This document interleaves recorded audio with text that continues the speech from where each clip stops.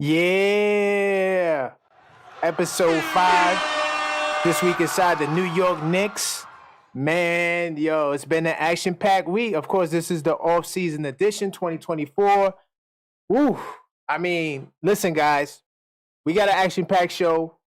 A lot of misinformation out there. A lot of people, moves are made. And yeah, we're going to talk about it. If you're here to talk about the elephant in the room, yes, we will be talking about Isaiah Hartenstein and his decision to depart from the New York Knicks.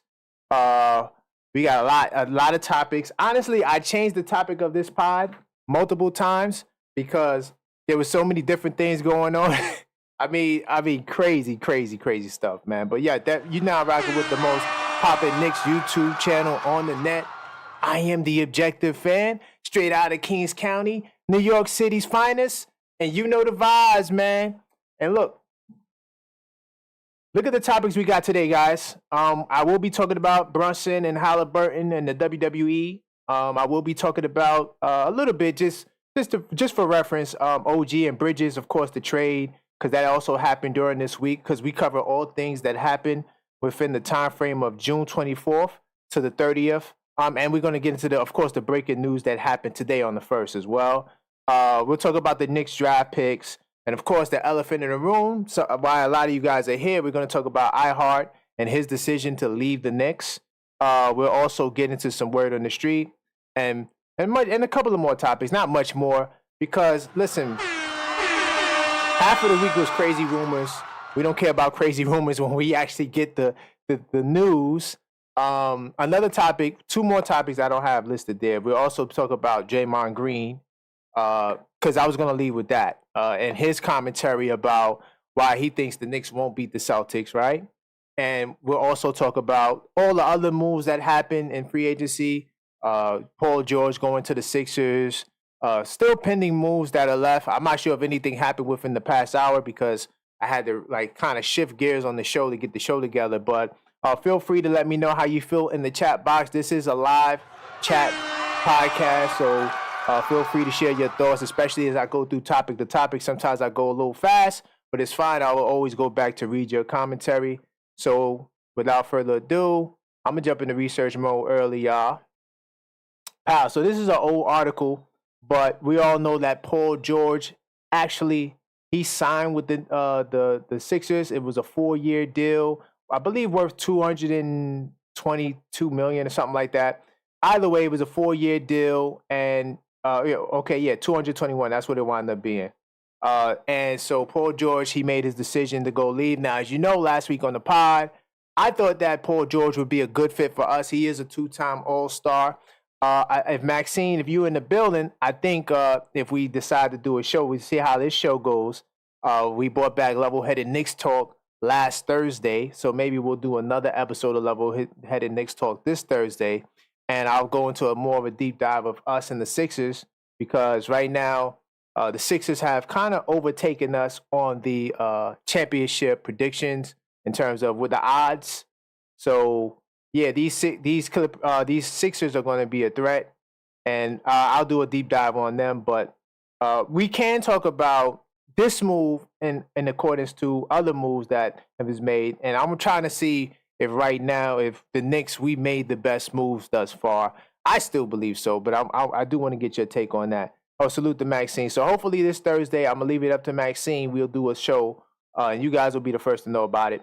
But I do want to move forward. I do want to talk about Obi Toppin. Once a Knick, always a Knick. He got a big, well, I'm not going to say a big bag, but he got a nice little contract. And you see this $60 million, I know Kelly Oubre wound up going back to the Sixers for a 2-year, $13 million contract, which is kind of insane to me because Kelly Oubre was a 20-point scorer on the Hornets. But with this new cap, restrictions with the aprons and things of that nature, it appears that, players like this that would have normally got $20 million deals are no longer getting that. So, he's got a $60 million deal. I believe it's a 4-year deal with the Pacers. And yeah, he had a decent year for them. He was started. They tried starting him and then they brought him off the bench. But once again, our ops, our competitors. We know the Sixers are, getting Paul George definitely should make them better. We got to see how it looks when it's all on the floor because I feel like the Sixers are in a more unique position because they re-signed Kelly Oubre, but coming into the offseason, they really only had two guys on the roster. Really, all the other guys they had were pretty much cap holds. But you had Joel Embiid and Tyrese Maxey. So it'd be interesting to see how they would put these guys around them. So the Sixers probably going to have to rebuild a whole new team. So a whole new team coming into a season. Yeah, you get the training camp. It's going to be tough for the Sixers to like compete. In my opinion, this is why I say that the Knicks, to me, have made the better moves. And honestly, I think are the better team still. And I know Philadelphia is not done. I think they still might have another exception left. So they could get another quality player. And then, of course, they could bring back a lot of their older guys they had, whether it's Batum. I know Harris is going to move on. But some of the guys they had, they can bring back if they wanted to. But Indiana's another team, right? That's our ops. They unfortunately beat us in the second round due to injuries, right? And I know Jalen Brunson didn't want us to use that as an excuse. But Indiana, with Obi Toppin, they re-signed Pascal Siakam. I don't think they signed anyone new. And what I'll do at some point in the show, I'm going to go pull up all the NBA transactions so we can see what's up to date, if there's anything else that we could talk about. Let's see if I got this up next, because I saw it hinted in the article. But I'll just scroll down to the article. Also, as you can see, Emmanuel Quickly, he also signed a 5-year deal, $175 million. Now, that number, and I'm going to talk about that a little later, that number is an interesting number. But because people were upset that OG got 215, but IQ got 175. But I'm going to move forward. I'm going to get to that in another, because I have another section where I'm going to talk about that. And of course, this article is talking about the apron. You know what? I'm going to talk about salary cap just for a little bit. I'm going to go to the Knicks Sports Track, which is a website we frequent a lot on this channel. Well, definitely in the last couple of shows, because we need to see how the money's looking. Now, there was one little caveat that the NBA sort of has put into place to prevent, dynasties like Golden State and what they did with KD. There's a lot of restrictions that are there for teams when they want to add onto their team, or even in our case would be to extend our own free agents. There has been some limitations. So I want to pull up the Knicks Sports Track. Give me a second. I'm going to go to, I don't like the Brave browser, so hold on. I'm going to go to about Google. Hold on. Google's not working. What's going on? All right, let's get the regular Google. All right, so look, I'm going to pull up Knicks Sports Track because there's a couple of things that the Knicks could do. Now, one of the things that, and we're going to talk about in a second, was Precious Achiuwa. I felt like I think the deadline was the 30th, but at the same time, I really do believe that the Knicks should have held on to Precious bird rights because now there's a market for him. I did see an article today that was talking about how there are teams, especially other contenders, that are interested in signing Precious Achiuwa. And I don't know if Precious Achiuwa is if the Knicks are strong on his comeback list.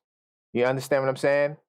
So let me see. Salute to Maxine. Salute to Deshaun. Salute Deshaun in the building. Nick Nation. Yeah, we're gonna have a nice little conversation today. I'm gonna definitely clear up some misinformation because a lot of Knicks fans believe that Hartenstein, they shouldn't have re-signed OG Anunoby. They should have got back Hartenstein because he prevented them from getting back Hartenstein. So, and that's just not true. And because we kind of talked about it on the show on Thursday, Level-Headed Knicks Talk. We talked about it'll be up to Hartenstein in order to re-sign. I don't know what's going on with my Sports Track. Hold on. I'll put it in another browser, guys, because we really got to look at Sports Track so we can see how this money's looking.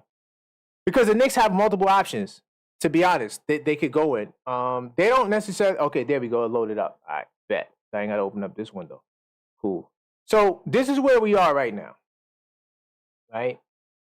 All right, so we got $5 million in first apron space, right? Hopefully you guys can see it. Yeah, you guys can see it on this profile. All right, cool. So look, we're going to scroll down here. We're going to look at the active roster, right? This is the actual number in terms of contracts that are either options, but there's no more options right now. So these are the guys that's under contract. We have $166 million in guaranteed contracts, or guys that had their options picked up, et cetera, right? Because we made this deal, and it was a clause in the Mikal Bridges trade that the NBA created, which is you have to match the salaries in terms of doing a deal for teams that are right below the first apron, which is this number right here, right? This $173 million, $178 million is the max that you're allotted for. So what happened was, when we didn't match the salary because Bojan made $19 million, right, and Mikal makes $23 million, it was an uneven match. So the Knicks had to add another $4 million to the deal in order to not be capped at this number. So the Knicks, the reason why I feel like the Knicks didn't do it is because they wasn't sure if Hartenstein would be available. And I'm thinking that Leon Rose is going to try to rebuild the rest of the roster for the low. Here's what I mean. Okay, so look. So right now we have these guys on the contract, right? We got Diakite. He probably won't be there. I didn't see nothing on him yet. Maybe you guys could correct me. But I know Charlie Brown, all these guys down here, they got rid of all of their. They pretty much relinquished all of their rights, right? They didn't pick up none of their options, right? So these guys, all these guys down here, with the exception of Precious, Shake Milton, all these guys probably won't be back with the Knicks. Unless the Knicks have a target in free agency, they get that target, and then they could try to negotiate with these guys for the low. Because there is a minimum salary that players can have, in terms of based on the amount of years they've been in the league. So we have about 9 players? So we have 9 players under contract with minus the Diakite dude. So that means that we have 6 spots. Well, technically it's 20 because it's a summer league training camp. So you're allowed to have 20 players on your roster up until training camp. So technically there's a lot of spots. So there's a lot of wiggle room with how the Knicks can do it. The Knicks still have time to amend the Mikal Bridges trade. If they amend the Mikal Bridges trade and add one of these guys here, because they could also do a sign-in trade. So they could sign, let's say, Toppin and DeCon Jeffries, right? Sign them $2 million apiece, add them to the deal, or find a third team to take those contracts, and then they'll be able to go above the first apron. Now, the reason why I don't think Leon Rose will do that is because there aren't really any real targets left. There are a couple of big guys that I wrote down on the list here. And you got the guy from the Magics. His name is Goga Batats. I like him. I don't know how much money he'll want. The good news is that there's a lot of teams that spent a lot of their money. So a lot of these guys like Saric, Precious, Drew Eubanks. I'm not a big fan of Drew Eubanks, but hey, if he's available and you need a big guy, why not? A lot of these guys, right, they may not have the opportunity to get a big bag, so the Knicks could use the $5 million exception, right? They could match the trade to go beyond the apron, but I believe they did renounce their bird rights with Precious, so they're not going to be able to go over the cap. Let me just double check that right quick. All right, let me see. Precious. I got an article on Precious. Hold on, that's the draft. We're going to talk about the draft. Okay, yeah, so cool. Look, so this is Precious, right? Being that we're talking about it. So Precious, they had the opportunity to extend them with the $6 million qualifying offer, but they didn't, because I do believe they thought they could get Hartenstein. Right? And so in doing that, they relinquished his bird rights, meaning that they can't go over the cap to re-sign him.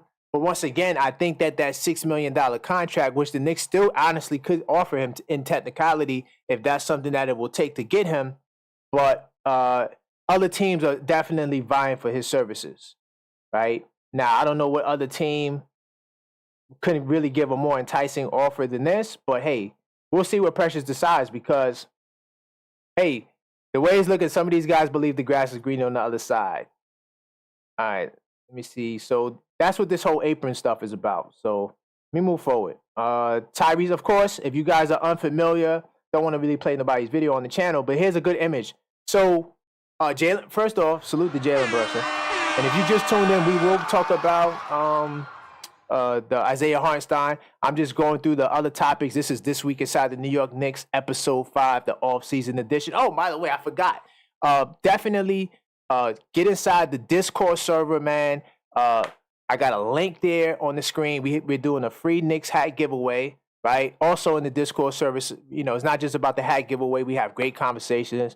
We try to unpack everything that happens. We're on it. You know, we got Sam in the building. We got Coach, right? We got Wacko in Brooklyn. You know, all of the top mods on the channel. They definitely in there. Feel free to click that link, get inside the Discord, and let's have some conversations. I update the Discord every day. And yeah, we're just trying to grow the Discord, grow our experience. But salute to JW in the building. He says that Eubanks got signed. Okay, so Eubanks got signed. See, CJW, I'm here. I'm live with you. I'm not really looking at all the updated news. So if there's any updated news, crazy trades, let me know in the chat because I'm here with you and I got some topics that I want to talk about that I need to get through, and I think we'll get through it. But salute to JW for letting us know that Eubanks got signed. I had the chat. I don't know why the chat box not showing up. Hold on. Do you guys see the chat box? I had a cool chat box. I edited it. So hopefully it'll pop up when you guys start chatting. Anyway, so we're going to move forward. So Eubanks got signed. There's still more big guys out there. We could get Precious back. You know, Go Guy from the Magic. He's there. He's available. I like him. And yeah, I'm gonna do a deeper dive into the center situation. But I do want to give a salute to Jalen Brunson, who is a superstar. I don't care what nobody says. But he was on SmackDown. He grabbed the chair. Now, everybody was making a big deal about this moment that you can see on the screen right now because he was flexing his wrist. That was all a part of the gimmick and the act. Yo, I swear to God, Nick Nation, I love you. Salute to Nick Nation. But you guys be complaining about stuff that's not even worthy of being a complaint. People are like, oh, look, he hurt his wrist. I'm like, nah, that's just a part of the act. It was a great performance. Great performance. Okay. Clay signed with Dallas for 3 years. Yo, you know something? I ain't gonna lie to you. Even before the Clay trade, I had Dallas as the number 1 seed in the West. I really do believe that Dallas is the best team in the West. So I'm gonna move forward. I'm just letting the people know that Jalen Brunson's okay. And I even got a quote for him. And he said that, I'm okay, y'all. I'm living out my dreams. Hold on, let me see if I get the exact quote. Do I got it? He basically had to let social media know because people were going crazy that he's okay. He was just reliving his dreams. All right, so that's the Jalen Brunson in the WWE, right? Let me keep moving forward. I do want to talk about this Julius Randle because this is more misinformation I told you I'm going to address. People say that trading for Mikal Bridges, right, it didn't trigger a plan to move Randle. Because a lot of people thought that. I was telling my friends who are not Knicks fans that the Knicks will be signing OG Anunoby. They thought that when the Knicks made the Mikal Bridges trade that they weren't going to sign OG Anunoby. Now, I did think that it would be a good backup, but I always knew that the Knicks could give him the most money, right? And that's kind of like that mirrors the Isaiah Hartenstein scenario because in the Isaiah Hartenstein scenario, they wasn't able to give him the most money. So it was always on Hartenstein whether or not he wanted to resign. I know that these guys, especially in today's NBA, are more loyal to the bag. So, okay, now I got my entire chat up. So, but I just want to let guys know that the Knicks never had any intentions of moving Julius Randle. And look, I'm going to say this. Julius Randle is a 2-time All-NBA, 3-time All-Star. I always tell, people who I'm close with and I talk with that Julius Randle, you do not trade him unless you trade him for All-NBA second or first team. There are no All-NBA first or second teams available. So why would you trade him? It doesn't make no sense. Oh, another thing too. I'm gonna do a video on this. I got a video series where I'm gonna be taking each Knick and I'm gonna be talking about what my expectations are for them this season. But one of the things I'm gonna unpack in that video is that, and I really need you guys to let me know how you feel about this.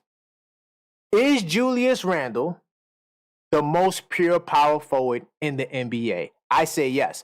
I feel like Julius Randle is the most pure power, not the best power forward, the most pure power forward in the NBA.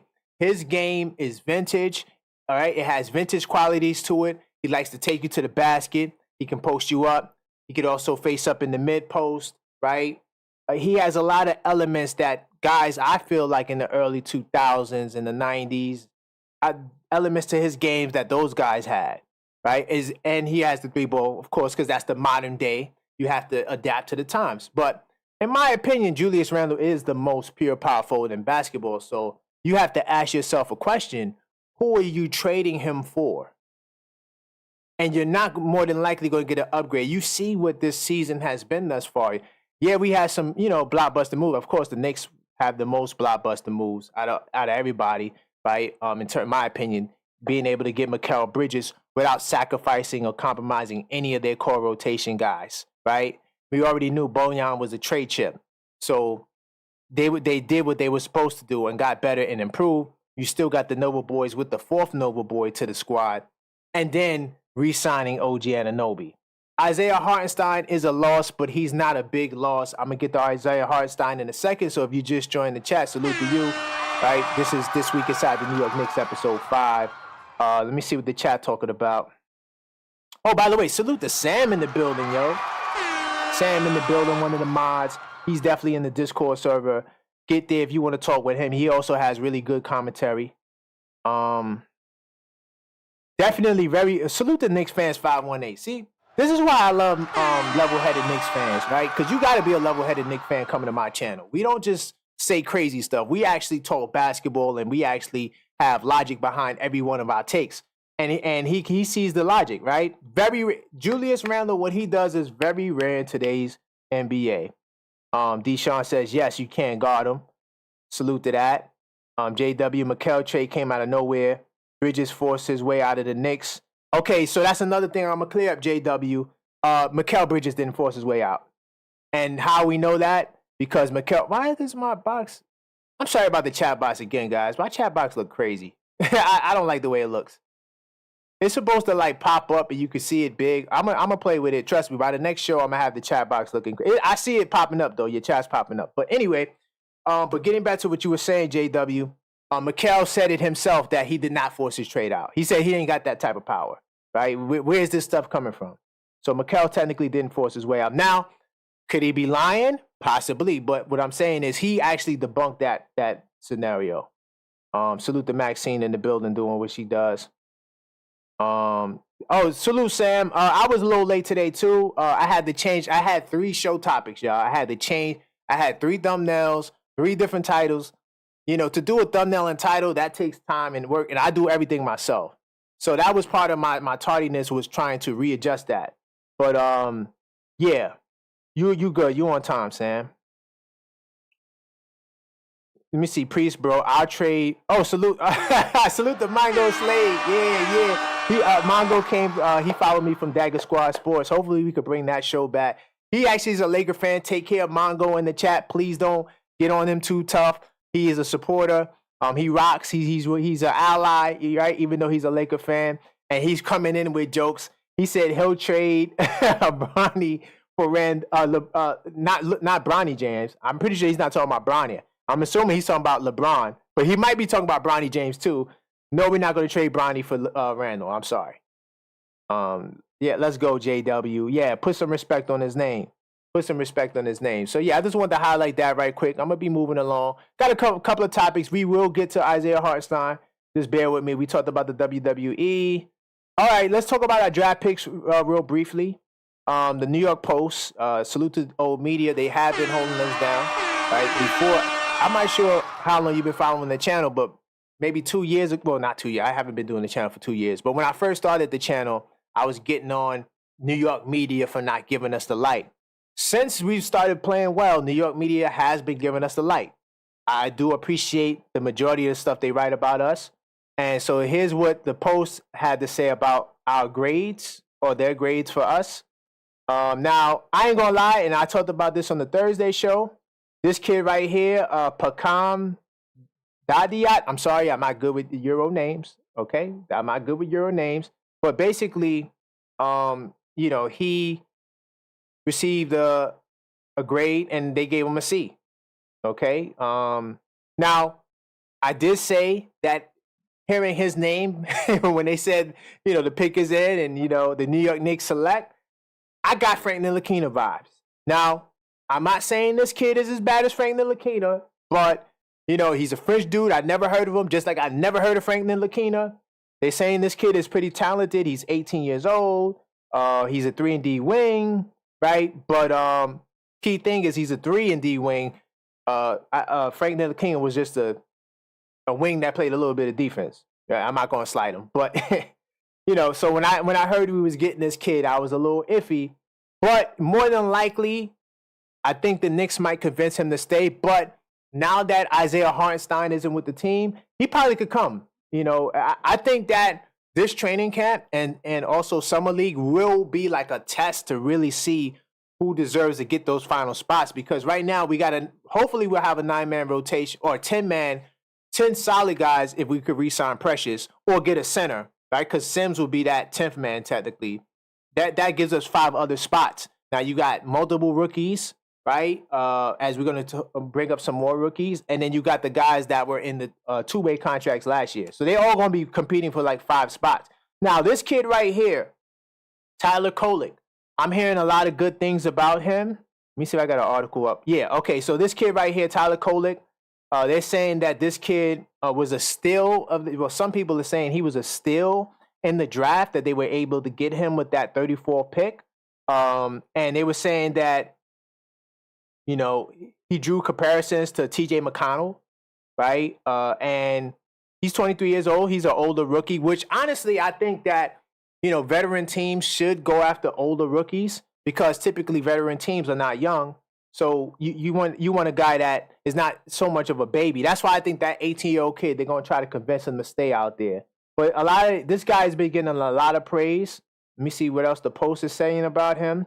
They said that he's a college star and a floor general, and he's held as one of the best passers in the NBA. Experience gives him a high floor as a prospect who could possibly contribute right away. And these are the things that teams, and he's a guard, he's not a forward. They got him as a forward. But anyway, these are the things that, teams like Denver, who traded up to get that Holmes kid, who we were high on the pod. But these are what teams are doing, so that's where we are. Another good grade we got is for getting this kid, Kevin McCullough Jr. from Kansas, right? They're saying that he's a strong defender, and he's not a great shooter, but he's a Coach Tibbs kind of guy. That's what I'm hearing about him. And then the last pick, we got a kid from Melbourne, and they're saying this guy has a high motor. He did have Achilles surgery, but I don't know if this guy's going to make the team. So that's our picks. What do you guys think about our picks? If you want to say anything before we move forward. Let's see. Mongo says, yeah, I'm a Lakers fan, and I'm talking about Bronny. Yeah, Mongo, you was tripping. I was trying to give you an out, but you chose not to. Salute to Brother Garfield in the building, man. Brother Garfield podcast. Hopefully we could bring back Dagger Squad Sports whenever he's ready, and hopefully we bring it back. But salute to Brother Garfield podcast in the building. Let's see. He's not going to admit it, but Ian Begley said that he informed the Nets that he did not intend to resign. That's what brought about the trade. Okay, JW, I can respect that. But I guess he was more so responding to a lot of the sensational headlines because, a lot of times to get clicks, people will put crazy stuff up there like, oh, he demanded his trade out. But it could have been that, hey, I'm going to test free agency. And when you have somebody like that who is technically the best player on their team because they traded him for KD and he is supposed to be the guy, and you got one of your top players saying they're going to test free agency, you got to move them, especially when you're a team like the Nets, the most disappointing franchise in NBA history. Let's see.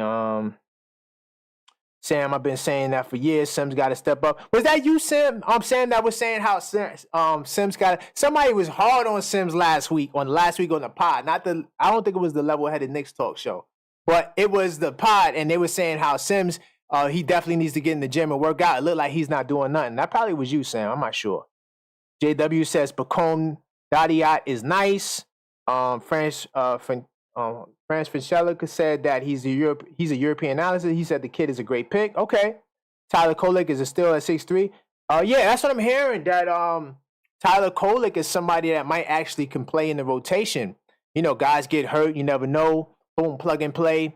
You just never know. You see how last season went with the injuries. That's why I'm gonna be curious to see how Coach Tibbs chooses to fill out the rest of the roster. I think that that's going to be, you know, a mystery, so to speak, because you only have maybe $10 to $15 million to sign 6 guys, but it technically can be 20 plus if they match the contract in that Deuce McBride trade.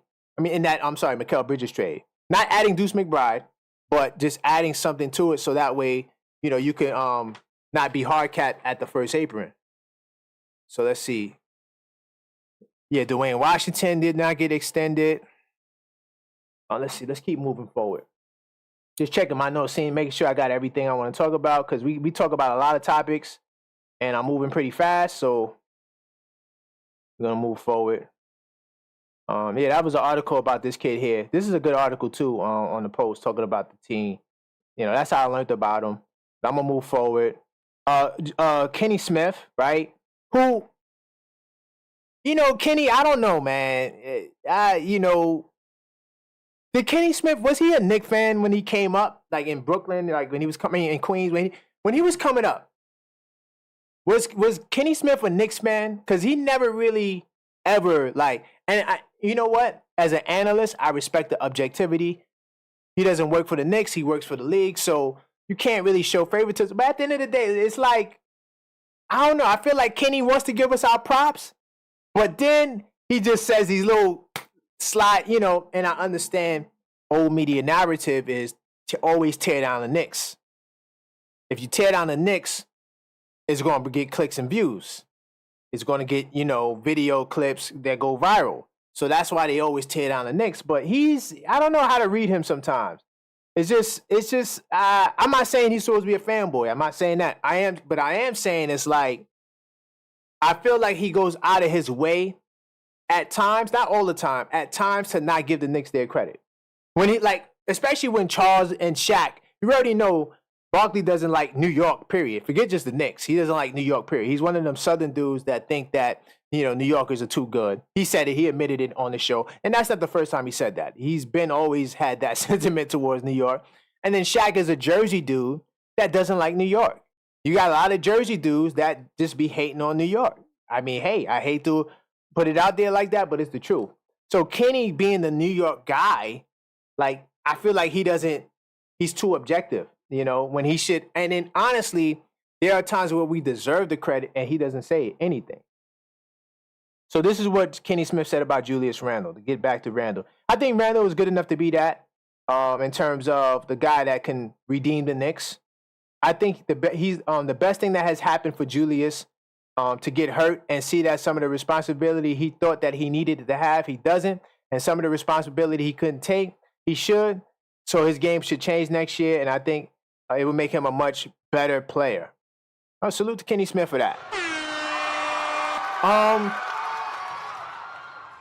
I want to respond to that. I don't think what he's saying is wrong. I think honestly it's an interesting take, because even Gilbert Arenas and those guys initially, before Gilbert Arenas realized that he was wrong in his take, he did have an interesting take that when you out via injury for a long period of time and your team is playing well without you, it could build some resentment. Right? It could build some, you know, questioning of yourself and your abilities.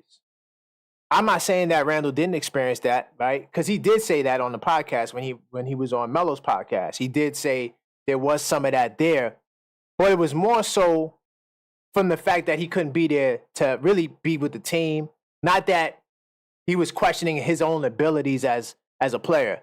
Remember, Jalen Brunson and Randall have only played for a season and a half. They haven't been together for 3 years. They didn't have a 3, 4, 5-year run. Hopefully we can get to that, right? And if we're having success, that more than likely can happen. But at the same time, OG, Brunson, and Randall was 15-1 or 14-1. When all three of them were together, that was their record. So we didn't get a chance to see the three of them finish the season together and then go into a playoff and then see how the team performs and say, oh, well, Randall didn't do this, so we got to give him that demerit. And also, like, like I said, I'm not a part of the Randall Protection Agency. I do understand that Randall is the most polarizing Knick right now on the team, where you got people that love him and people that hate him. But at the same time, the sample size is not really there to really say whether or not, Randall isn't good enough to do it. I think that based on the evidence and how things have unfolded, especially if you're a Knicks fan, you should have a positive outlook on Randall. And then if he doesn't play well, we let him have it. You already know how New York is going to do, right? As long as he doesn't do the thumb down again, the thumbs down, that was a big thing. But, I think Randall will be fine. Let me see what you guys talking about in the chat, man. Salute to the chat. Y'all lit. Moving through these topics. Let's see. Randall will play the middle at a time when they go small. That's a fact. Yeah, I do expect that the Knicks to go small, a lot more small ball, because depending on who that second center will be. Okay, look, if it's Precious, right? Let's say Precious is the backup center. He's only 6'9". He's about an inch taller or the same height as Randall. So why not go with Randall at the 5 more to get a fourth Nova boy on the floor? Put OG out there. Mix it up. Mix it up. And I think you probably will see a lot more of that. My only preliminary concern, I'm gonna get to Hartenstein in a second, is that Mitchell Robinson being injury prone. That's my only concern with that. And hopefully I'm gonna touch on that in a second as well. See what you guys talking about in the chat. Do you think the new guys are ready to be pushed hard by Tibbs on the defensive end? Mongo, when you say the new guys, what new guys? Rookies? They ain't gonna play that much, so it's not even gonna matter. And the guys that can handle the pressure will play if needed. But right now, the Knicks have an 8-man rotation at best. You got Hart. 8-man rotation. Hart, Dante, Deuce off the bench. Got to get a big guy. So you got Sims, but I'm pretty sure they're going to get another big guy. Hopefully it's either Precious or the guy from Orlando, Goga. So yeah, I'm not worried. I'm really worried about the young guys in the system because they're not going to play. Let's see. Who can we get that 7 feet or taller? Realistically, oh yeah, this guy. I mean, you could get Mo Bamba. Mo Bamba's out there. I believe he's 7 foot. The issue for me is not really 7 footers. Dario Saric, to my knowledge, unless he got signed, guys, I didn't get to watch the news since 12 o'clock, so I don't know what happened after there. If there's any breaking news, let me know. But I know Saric is available, right? Eubanks got signed. Somebody let us know early on the podcast. There's guys there. I just need somebody who will give premium effort on the defensive end and on the glass. I think that will be the priority. Let's see. Tyler Collick is a pure point guard. Salute to Tyler Collick. I think I would like to see him. I think he's going to get an opportunity to show what he can do, especially in Summer League. I think Summer League is what starts. By the way, I think Summer League starts on the 12th of July. And then you got training camp. So he'll get his opportunity. As far as Kenny, I don't know. He never acted like he was a Knicks fan. Thank you, Mango. And this is from a Lakers fan talking. Maybe as a kid or as a teen. I can't really remember him saying. He probably did a while ago. Not recently for sure. I think he did say he might have came up liking the Knicks. But I don't think he was a hardcore Knicks fan. Because, I mean, if you coming up in the 70s in New York City, more than likely you at least admire the Knicks. Because the Knicks were a good team. So he come up in that era. So I wouldn't be surprised if he at least, admired the Knicks to some degree. Let's see. He won't be getting to any fights on the court at every game anymore. Wait, are you talking about Randall? What fights did Randall get into? He had one argument with who was that? Who was the guy Randall argued with on the court? And then he got into it quickly shortly after that. That's the only time you've seen Randall argue on the court. Let's not blow that out of proportion. James Wiseman can be the option. The only problem with James Wiseman, Knicks will be champs. Oh, by the way, salute the Knicks will be champs in 2005-26. The only problem with James Wiseman, he's a restricted free agent. Now, the good thing is Detroit, they got Jalen Duran. And honestly, I don't really think they know what the hell they're doing. So there could be an opportunity to get him. Maybe you might flip him for a couple of second-round picks because we got a lot of those. That's true. Knicks will be champs. We don't know what happened in terms of Randall with the injuries. Of course, you can't really. These guys, especially NBA guys, they're all media trained. I just don't do the conspiracy theories. But what I look for, honestly, I look for chemistry and signs. Let's really unpack it. Randall went on the Roommates podcast. He went on the Roommates podcast. It's not like when it's in terms of making public appearances, it's not like you see Randall really disgruntled. Like, he's at all the New York City events. He was at the Yankee game. He lit up the Empire State Building. He just doesn't seem like somebody who's not happy to me. I just really feel like if he is disappointing, it's in the fact that he got hurt again, and he didn't get a chance to show you guys that he can bowl out in the playoffs. But you're right, we don't know what's going on behind the scenes. Your Lakers gave up on Handle too quick. Hey, his name is Mongo. Mongo, hey, let me get the dog growl. Hold on, Mongo, you need to be easy, all right? You are in a Knicks chat, okay? All right, you can't call him Handle in the chat and be a Laker fan. It's not. You can't do it, bro. They're gonna come for you. Okay, I'm just letting you know. Do not call Randall Handle. His name is Randall. Kenny is mad when he was against him in the NBA Finals. Rockets Nick. Oh, okay. All right, now we talking. Okay. Now, hold on. Now we talking.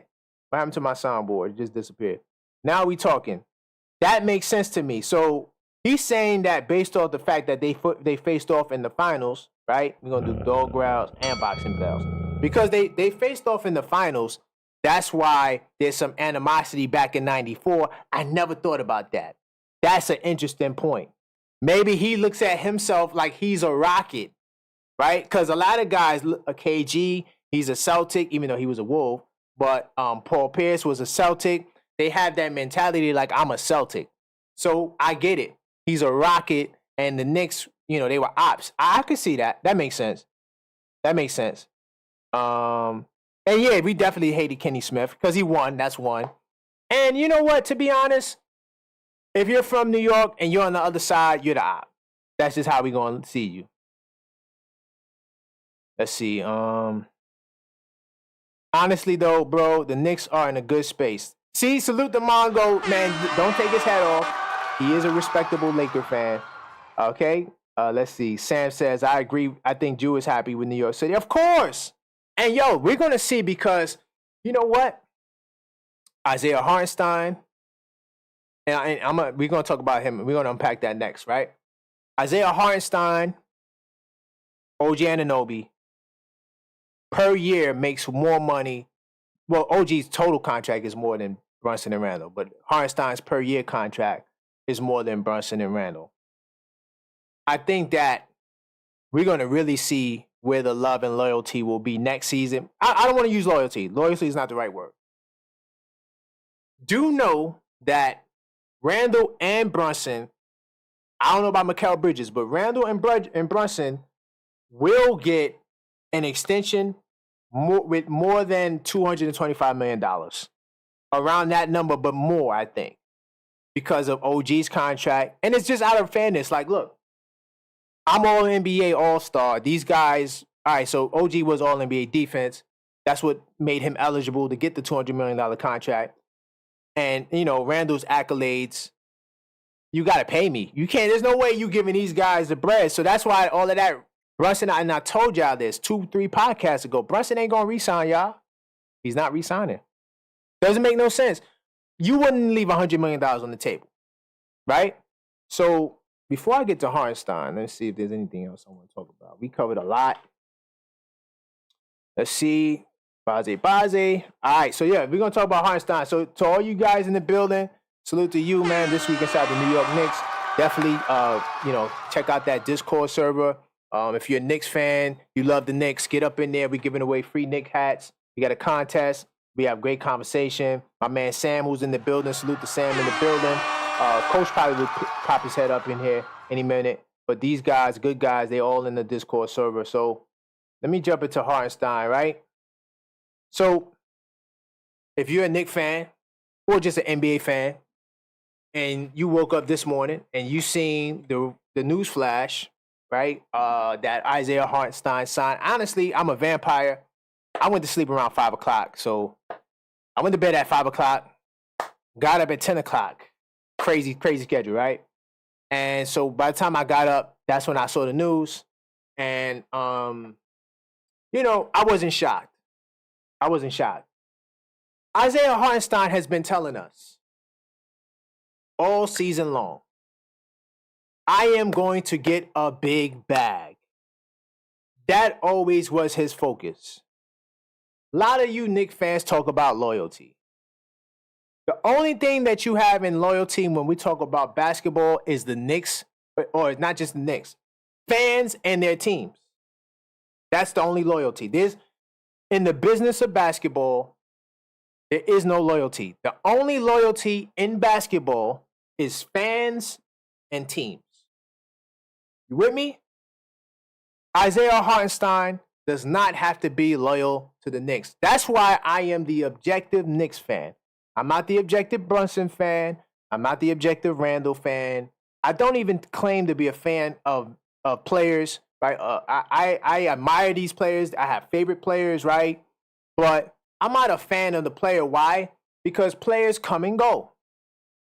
The team has been here since the beginning, and they're going to be here. I ride with the team. I don't ride with players. Some people, they love LeBrons. They follow LeBron here and there. No, I rock with the institution. I am a Knicks fan. I support the players while they're there. I watch every single roommate podcast. I follow when Julius Randle is doing whatever he's doing. But I don't get too attached to the players because I understand that their loyalty is to their pockets and the team's loyalty is to their pockets. There is no loyalty in basketball, bro. We got to knock that off. People are upset that he left, and respectfully so. You have the right to feel some type of way about Isaiah Hartenstein, him leaving. Like, I honestly felt like, if he had a winning mentality, right? Or, I'm not going to say mentality. If he was really focused on being a winner, he would have stayed in New York. But he was focused on his bag. And I don't have a problem with that. But there is no loyalty in business.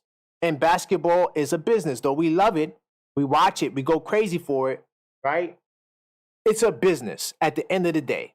So, salute to Isaiah Hartenstein. He came to New York. Didn't think he would be, that important in terms of commanding a $87 million salary, damn near $30 million a year.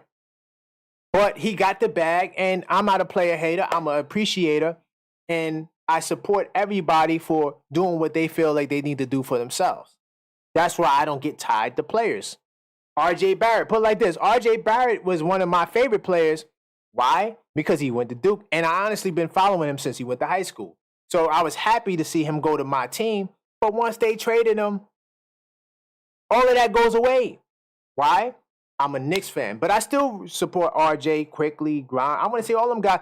We talked about Obi getting the bag, right? I'm cool with all of that, right? Because if it doesn't work out in New York, and by the way, all those guys were traded from New York, and they had to go establish themselves elsewhere, and that's what they're doing.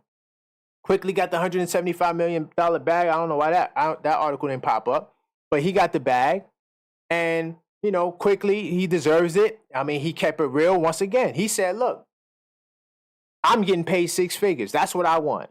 9 figures. That's what he wanted. He wanted the $100 million plus bag. He wasn't settling for less. He did, to the point where I don't even think he comes off the bench, because that's one thing that is interesting with this Oklahoma City deal. When we look at Isaiah Hartenstein, 3-year deal, $87 million. But check this out, Knicks fans. And we kind of highlighted this on the pod 2 weeks ago. Isaiah Hartenstein's 3rd year is not guaranteed. His 3rd year is a team option. It's not in the article.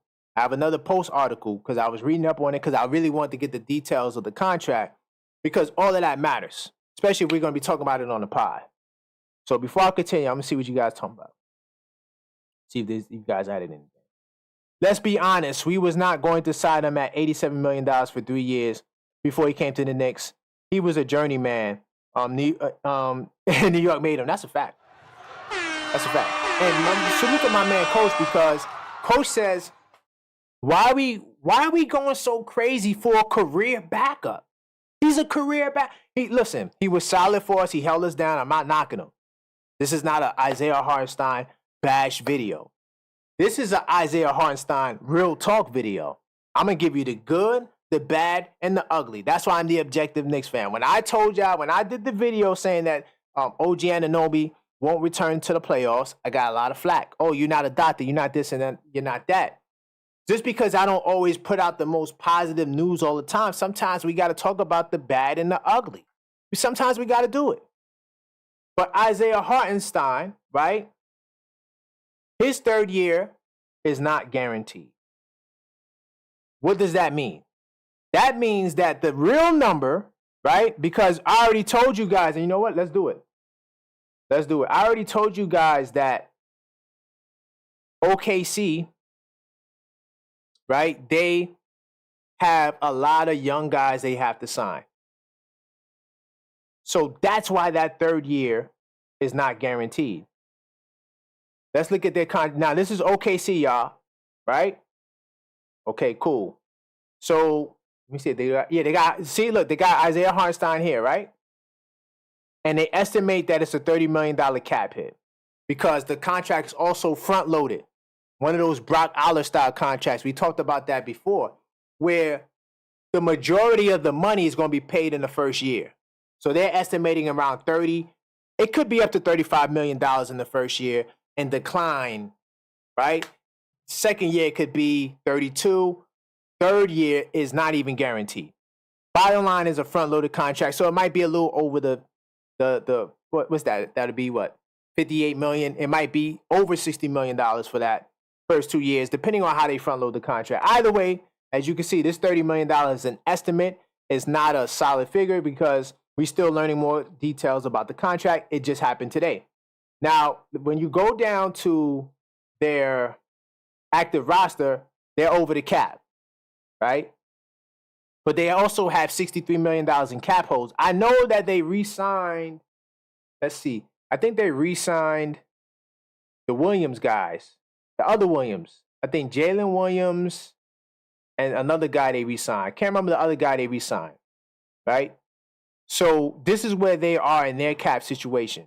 They're over the cap, which means that they only have, they're going to clear Gordon Hayward. All these guys are going to be cleared, pretty much. They might bring back, well, Topic is the 1st round pick, so these guys they're going to keep. As far as all these other guys, they probably going to be up out of there.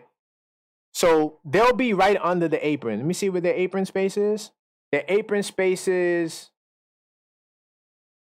let's see. They got $20 million. So, yeah,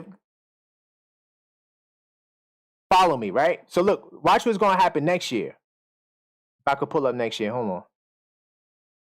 Do they got next year here? Okay, so cool. So, this is next year in OKC, right? Next year, they got Hartenstein with the $29 million, right? Notice how you don't see certain guys on this list. One of those guys you don't see on this list is, well, Caruso, they're going to have to re-sign. And they got an option on, hold on, where's the other Jalen Williams? They got an option on the other Jalen Williams, right? So, as you can see, numbers start going up in their cap, right? And I believe this will be the last year of the rookie scale contracts for a lot of these guys, right? So, that's the following year. So, So Caruso, I don't know what they're going to do with Caruso. They could bring him back. They could work out a deal. Depends if they win the championship. They could do whatever they want, right? But look, let's go to the following year. This is why Isaiah Hartenstein's contract is not guaranteed for that third year, right? Even though they got it here, this is an estimated number. They're not 100% sure. But notice, they got to re-sign Chet Holmgren, both Williams guys. I think the other Williams they did work out a long-term deal with. So I'm not sure about the Williams. I don't remember. But these guys got to get paid. How much money do you think that Chet Williams and Jalen Williams, Chet Holmgren and Jalen Williams are going to get paid? You're dealing with a small market team too. They already have how much? Pull that up. They already have we don't know what the next cap is going to be, so I'm going to back out of it. I'm just trying to show you that they're going to have to re-sign a lot of their guys. Okay? So that's why his contract is not guaranteed for that third year. So if you want to bring it back to the Knicks, right? You want to bring it back to the Knicks. Isaiah Hartenstein chose 2 years, about, let's just say it's $62 million. Over the 4 years, 72 that the Knicks was willing to give him. I told you guys this on Level-Headed Knicks Talk. The Knicks could have gave him the money. OG had nothing to do with that. Mikal Bridges technically had something to do with it, but there was a workaround if Isaiah Hartenstein was willing to come. I want to ask you guys this question. If you're Isaiah Hartenstein, do you go to the cheaper tax market, right? So now you get more from your money, right? Cost of living, all of that stuff. You got to factor that in. 2 years, 62 or 4 years, 72? Which one would you take? Let's see what you guys talking about in the chat. Salute the chat. You guys are lit today. We now talk about flagship topic. Let me see where you guys is at. We're going to spend a little time on this. Let's see. Drew's the only one player. Salute to Deshaun. Drew is the only player that wanted to come to New York. We still got a good start on 5JW. Yeah, with or without first off, let me get to that. Isaiah Hartenstein wasn't the reason why we are championship contenders. Okay? The 5 spot was always something that it's not expendable, but it wasn't like something that I felt was really going to get us over the top because think about it. Isaiah Hartenstein. All right, so look at the guys we talked about, right? And they all have different strengths and strengths and weaknesses. You got Darius Saric, who's the best shooting big man out of all of them, right? Precious Achiuwa, who's a little shorter, but he can block shots, he rebounds, and he can, slash to the basket a little bit, right? Do some little things from mid-range, try to get to the basket, right? A couple of things like that. Solid rebounder, right? You got Goga Batats from the Magic. He's a talented young big guy, right? Who knows where he could be in the next couple of years? He's young. He could work on his craft. If Isaiah Hartenstein can go from a guy who was just getting, mid-level exception salary to a guy that's getting damn near max salary money, anything can happen to any one of these guys, right? Those guys, to me, are kind of all on the same level. They just have different strengths and things they do. Because another thing, too, that was in that ESPN article, I didn't read, but it talked about how there's no guarantee that Isaiah Hartenstein will start. So I think he will start because the vision that I had with Hartenstein going to OKC would be Chet at the 4, and the other Williams kid at the 3, right? Now they got Caruso with SGA. That's a very solid lineup. There's no guarantee he starts. Another thing, too, people don't realize or probably don't remember, Isaiah Hartenstein also can shoot the ball. He came to the Knicks shooting 35% from 3. I'm not sure how many of you guys remember that. I did. Even though he never shot a 3 in New York, I thought that maybe he could expand the offense, but he'll get an opportunity to show his jump shooting ability in OKC, especially when you got SGA who loves to attack the basket. And another thing, too, I'm going to say, SGA might average a triple-double this year or close to it. I'm not sure if he was over 10 assists last year. I'm not going to look it up, but if he could get his rebounds up, he could average just short of a triple-double because without Giddey was doing a lot of that playmaking work, taking the pressure, taking the ball out of SGA's hands, putting him off the ball. Now SGA is going to have the ball in his hands a lot more, which I think he's going to be his scoring is already going to be 30 points a game. He does that on autopilot. But I do think his assists can go up. He could look more like Luka this upcoming season, depending on how this thing works. But let me tell you guys something. Bringing it back to Isaiah Hartenstein, I honestly think that Mitchell Robinson, he posted up something on Twitter the other day. And I don't got the image, but it was an image of all the games he missed. And he made a statement saying that he's going to be doing something different this year. I'm thinking maybe he gets to a point where he gets to 65 games, 60 games. If Mitchell Robinson gives you 60 games, that's a win. Hey, if AD can do it, why can't Mitchell Robinson do it? Mitchell Robinson is the undisputed best offensive rebounder in basketball, which is going to work wonders for us. I mean, even though I think that we got a lot of efficient shooters, if we do miss a shot, you got the best offensive rebounder there. But he is going to be back in his rightful role as the starting center. He was a starting center the year the first year Brunson got there, right? Third year Brunson gets here. Why not put him at the starting center? I don't think whatever other center you get, whether it's the Go-Guard kid or whoever, not Drew Eubanks, he got signed, Precious, whoever you bring, none of those guys are going to start over Mitch. There was clear confusion as to who would start and who would come off the bench between Hartenstein and Mitch. Now I think Mitch knows where he's going to be, and I think that could honestly make Mitch a better player. The only thing that always hold back Mitch is health. I don't know how his health is going to look. That's the one thing I'm concerned about. And that's why the Knicks have to get another guy that can man the 5 spot, because you know he's going to be out. Salute to Rodney Green. He said he's tired of people talking about iHeart. He left. Let's move on. What's next? We need to talk about right now. What are we going to do? Robinson, you need back up. I guess you're saying he needs to back it up. That's cool. We need a center. We should hold on. I lost it. All right. He says we need a center. Next, that should be talked about. That's what you should got people talking about winning a championship. You talking about winning championship. Don't get healthy center. Sorry, I'm reading it how he wrote it, guys. So Rodney, okay, that's what we're talking about right now. I'm talking about Hartenstein. I'm talking about this is what I'm saying. I'm saying that Hartenstein is not holding us back from nothing. I didn't look at the Knicks championship quest and say, oh yeah, Isaiah Hartenstein is going to be the key piece. I said that he's going to be a nice piece, and it would be nice to have him and Mitch because I feel like they do a good job of complementing each other. But I don't think that this sets us back in any way because out of the guys I named, if you can get one of these guys, I mean, your production on the center end is not like Isaiah Hartenstein was averaging 15 and 12, right? He was averaging 8 and 8. So you're not. I mean, that's replaceable. That's not something to cry about, right? But it is breaking news, and we are going to talk about it. But that's what I am talking about. Let me run my show, Rodney, man.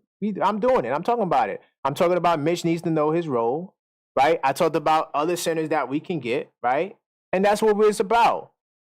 Mitch does not determine having Isaiah Hartenstein did not determine whether or not we were going to be a championship team. I have to clear up a lot of the misinformation because people are thinking all types of stuff and they don't understand the scenario. That's why I told y'all on the last show that all of that Knicks can't sign Isaiah Hartenstein as cap. They could sign Isaiah Hartenstein. It's just a matter, does he want to sign? He chose the 2-year, $62 million contract. It's not a 3-year deal. Let's see. Yeah, it's a front load 56. I think it's JW. That front load on the contract, I think it's 50. It's probably 60 million. It'll be probably a little over 60 million. We'll find out the details. But the 3rd year is not guaranteed because I already showed you why. Chet Holmgren and Jalen Williams' contract is that year. So being an apron team is very restrictive, and when you're in a small market, you're not as resourceful. Leon Rose was prepared to give Isaiah Hartenstein the max they could. Oh my God, salute the coach in the building, man. Salute the coach, man. He's definitely a level-headed Knicks fan. He's also in the Discord server, by the way, y'all. Click the link, get inside that Discord server. Talk with me, Coach Sam, Wacko in Brooklyn. I see the team is in the building, y'all. Sam says he's signing with the Knicks hands down. Facts. The reason why I look at, okay, so this is what I'm saying, right? And of course, we're not knocking iHeart for leaving. He has the right to leave. But if it really is about the money, let's weigh it, right? A lot of people believe that the Western Conference is better than the Eastern Conference. I don't think that. I think that the conferences are pretty even, right? I think that when you look at Boston, they're the best team out of all teams, right? But then you got us, the Knicks. You got the Sixers now with Paul George. It'd be interesting to see what other moves they make. I think they're definitely a factor, right? You still got Milwaukee, who I'm not high on, but they are somebody you got to respect with Giannis and Dame Lillard. You can never really count them out. I like the Magic with Kentavious Caldwell-Pope. I think he can help make them a better team in a lot of different ways. Cleveland, I'm not sure about what Cleveland's going to do, but they're a team that's up there. Indiana, Miami. I mean, the East is no slouch. Now, when we talk about the Western Conference, Denver is falling off the map, y'all. I don't know. They might have made a move. Y'all might kill me. I don't know. I heard they're trying to get Russell Westbrook. Good luck with that. He's not a shooter, and he's not that great of a defender. So I don't understand. They think Russell Westbrook going to help them win a championship. I'm not saying he's a bad player. I respect Russell Westbrook. He is, I think, top 75. But at the same time, right now, he's not a top player in the league. Denver, because of the apron rules, and they're a smaller market, they didn't really want to spend that bag. They couldn't really retain their free agencies. So Denver is a team that I got falling off, but they're still a top team because you got to respect Jokic and Murray. But we'll see what else they do. But to me right now, you got Dallas and OKC are the number 1 and 2 teams to me in the West. Got to respect Minnesota. Minnesota's going to be up there too. I think those are the top 3 teams in the West right now. Dallas, OKC, Minnesota. So, when you look at Isaiah Hartenstein, this is what I'm saying, like, even if you make it a money move, I don't think it was the best money move because New York City is where the money is. Yes, it's also where the taxes is, right? But at the same time, the 4-year, $72 million, you would have the opportunity to help really revive a city and be a part of a great, revival in terms of the New York Knicks is a bigger deal. He goes to OKC. They're going to be a top team, but at the same time, they still wasn't even getting national TV games like that. Yes, I expect them to get more this year, but at the same time, it's not the same level of prestige that you get in New York. So Isaiah Hartenstein did not want to be here, so bye-bye, good written. You don't want to be here. I'm not crying over it like the brother Rodney was saying, but we're going to talk about it because that's what this brand is, brand new news. But JW, that third contract is not guaranteed. I understand that the Knicks add pieces, don't have healthy center, not winning championship, need to do something ASAP. There's a couple of backup centers that are available. I named off a couple of them. All these guys to me are at the same level, bro. How much better is Isaiah Hartenstein than the goal guy kid from Orlando? How much better is he? He has more experience, but in the next 2 years, I can see the goal guy kid being up there with Harden. You see what I'm saying? It's not like you're getting a guy like. Now, I did like the Andre Drummond signing to the Sixers. He's definitely someone I think that we should have got. I think we should have went after. Once we got any win that OKC was or forget OKC, rather that Hartenstein was definitely going to be out, we should have signed Drummond right before the Sixers did. I think Drummond is a great, solid backup center, at least right now in today's NBA. He would have been perfect in New York. He's a great offensive rebounder. He and Mitch would have been a beast on the offensive glass. Even though they both kind of get hurt, I mean, damn, if they both get hurt at the same time, you're just out of luck. But hey, like I said, I think all these guys are on the same level. I don't look at these guys as, oh, Isaiah Hartenstein is this much better than that guy. He's not really that much better than these guys. And the numbers show it. Like, he has solid numbers, but it's not like he's doing like doubles. You know, nah. Let's see. 2025-26 champs. Knicks drafted a center. That guy's not gonna get played because remember, they still can sign Precious and they got Sims, so he's not gonna get time unless he's really that amazing. Hey, you never know, but he's not gonna get that much time. JW said basically they're using Al for 2 years. They'll cut him, and then yeah, of course that's the game plan. JW, that's the game plan. That's why I thought that the Knicks could re-sign Hartenstein because I knew he was money motivated, but I always thought that 72 was more than 50 or 62 or that's just how I looked at it. Maybe my eyesight is wrong, and you're in New York, the endorsement deals are here. Think about it. If you win a championship in New York, bro, that's way bigger deal than it would be in OKC. Yeah, it's a big deal, but I mean, if you win a championship in New York as a starting center, come on, bro. Sky ain't the limit. You already know how that goes. But Coach, salute the coach. Coach is right. Coach said this like a month or two ago. Coach was like, yo, he's a career backup center. And I'm like, yeah, but da-da-da. But Coach is like, yo, he could walk. All right, so to all the Hartenstein people, right? And not in this chat, but just think about it. So this is to all the Hartenstein people that will listen to this video even after it's over. Do you want Hartenstein or Mikal Bridges? Well, even though that wasn't the choice, right? Because they didn't prevent each other from going down. But I'm just saying, in your mind, what was the most important move? Bringing back Hartenstein or trading for Mikal Bridges? Come on, bro. One guy is replaceable. The other guy is probably a top 5, definitely top 10 two-way player in the league. You can't tell me 5 to 9 more guys that are better than Mikal Bridges at defending and scoring in the league. You can't tell me, right? He may not be top 5, but he's up there for sure, guaranteed. Guaranteed. Because he's a 20-point scorer, did it multiple times, and he's someone that is an all-NBA defender. Yeah, Coach. And salute to Coach. You know what, Coach? You've been on the money. Yo, Coach has been on the money because he was also the first one to say, get me the Go-God dude, the Bataze dude.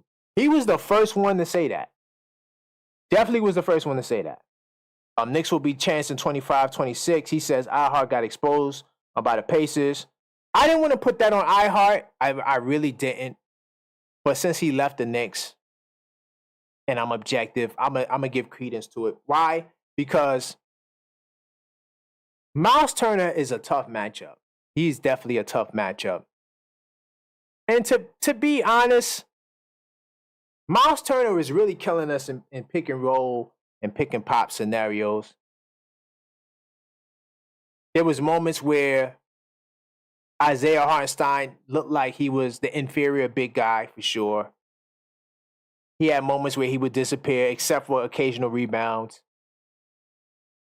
Turner was definitely giving us the business. I didn't want to put it all on iHeart, but iHeart didn't really do much to disrupt that, you know. And yes, it's a team sport, team defense, but he didn't really disrupt the Turner,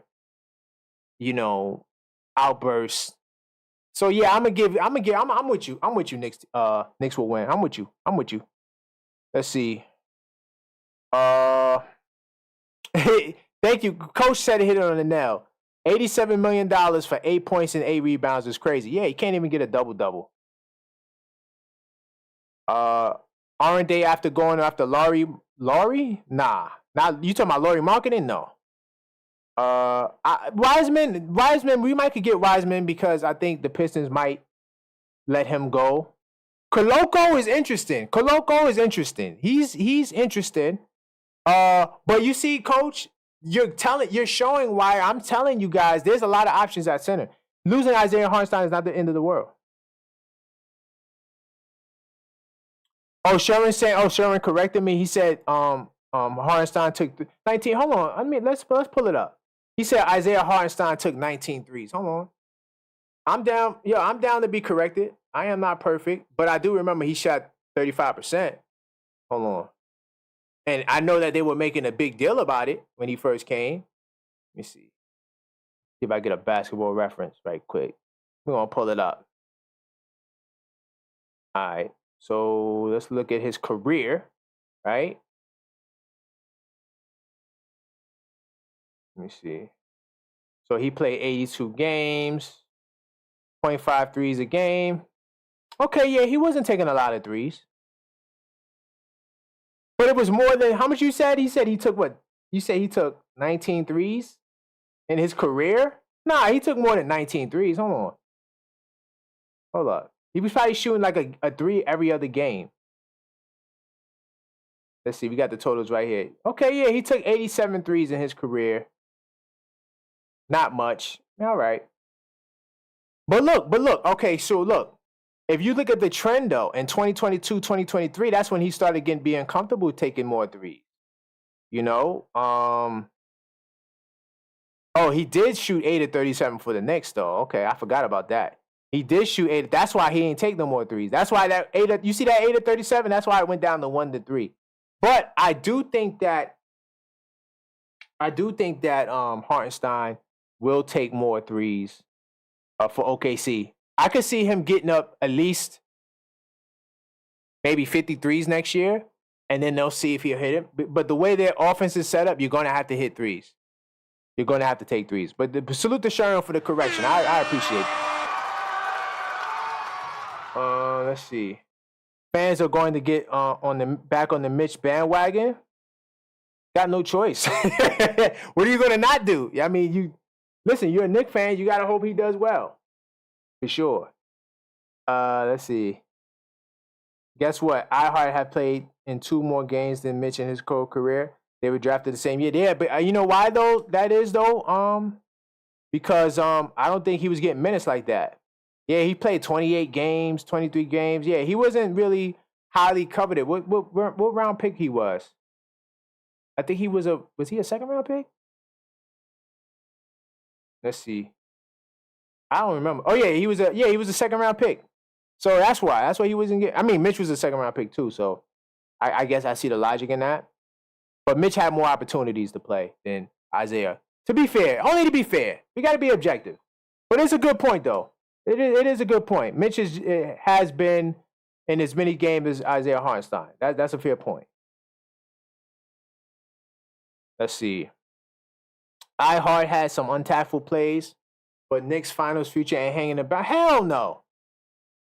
Thank you, guys. Yeah, thank you, guys. See, I love my chat, man. Because y'all keep me grounded. If I'm saying something crazy, y'all going to let me know. But I've been on the money.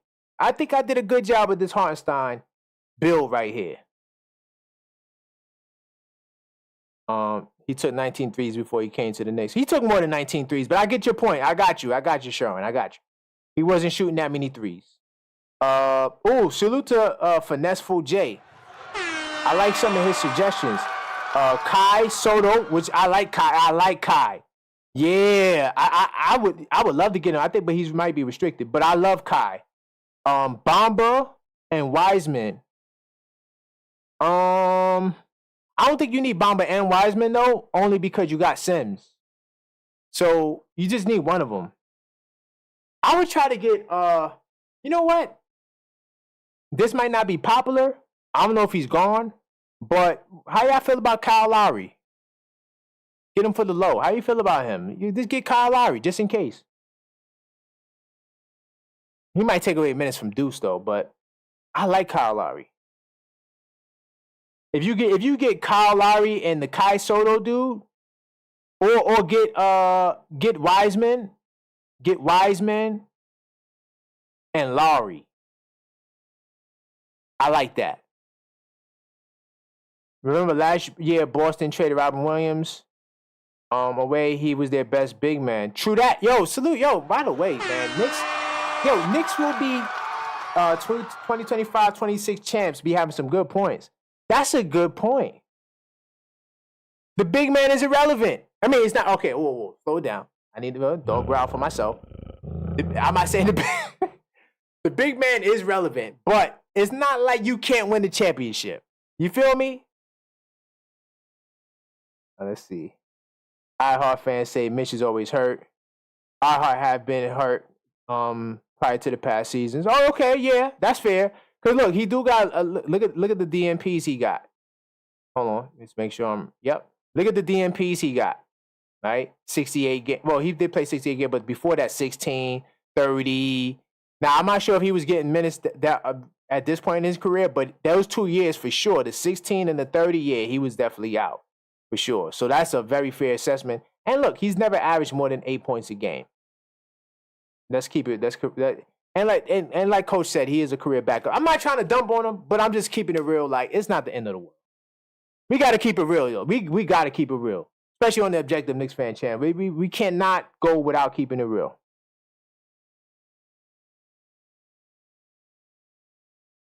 Yeah, Rodney, we're going to get it back up. Celtics a chance with an undersized. Yo, salute to Sam, y'all.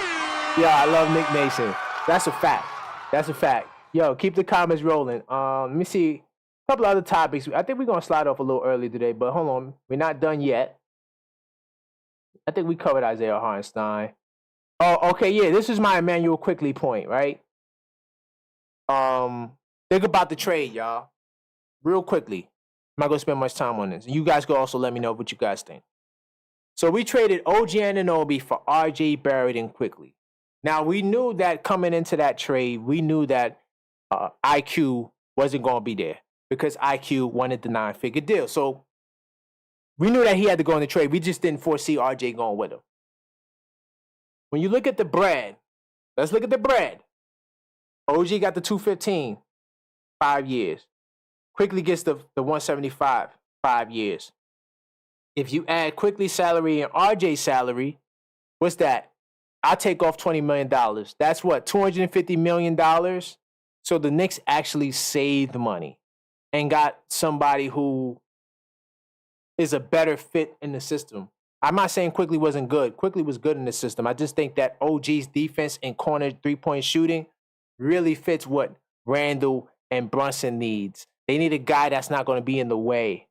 They need a guy that's not going to be command the ball. And even Mikal Bridges is the same. That's why this team, to me, is a championship caliber team, because Mikal doesn't really need the ball, though he can create with the ball. He has become a shot creator, which makes him our third option. That's going to be the next poll I think I'm going to do tomorrow or the day after tomorrow. Who is the third option? Is it Mikal Bridges or OG Anunoby? I think both have the capability of being the third option. I lean more to Mikal because I feel like Mikal is a little bit more polished with the ball in his hand. But OG Anunoby has shown us he has a Kawhi Leonard bag too. And he played with Kawhi. So, not that he played with Kawhi like that means anything, but he's seen Kawhi work. And sometimes I look at OG and I think Kawhi. So, I think that Quickly was a ball-dominant guard, was great off the bench, but you don't need a $170 million guy off the bench. It just didn't make sense. They offered him the Josh Hart contract. He turned it down. So he had to go. So I just want the people to know that I felt some type of way about the trade. When you look at the money, it's actually panning out. The Knicks actually saved money in that deal. Just wanted to just highlight that. You can let me know what you think. I could be off kilter.